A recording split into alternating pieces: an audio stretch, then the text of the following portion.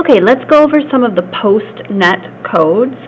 So one thing you're going to have to do is identify the numbers represented by the Postnet code. And so all you're going to do is turn to the last page of your chart.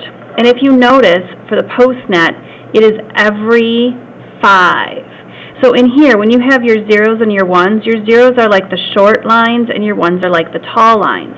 So a 1 is 0, 0, 0, 1, 1. So basically every 5 is what you're looking at.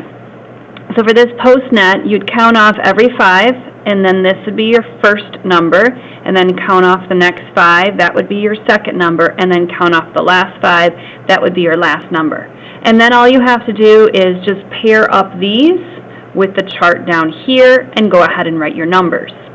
Now, if I give you a longer one like this, for the Postnet code, what's going to happen is the first one and the last one are your breaks.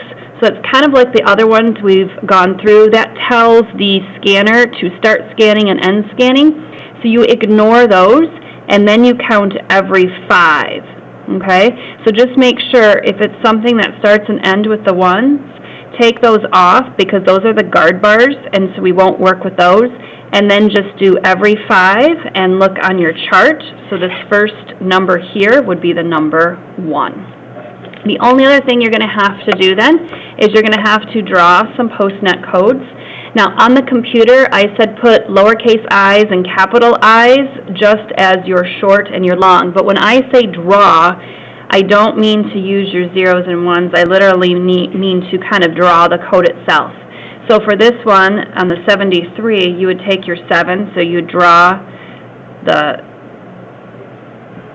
talls and the shorts, and that would be your 7, and then you put it together with your 3, and that would be drawing it. I don't care if they're blocked, I don't care how you draw it, but like I said, in your practices, it's going to be a lowercase I and an upper I. So that's how you do Postnet code. If you have any questions, as always,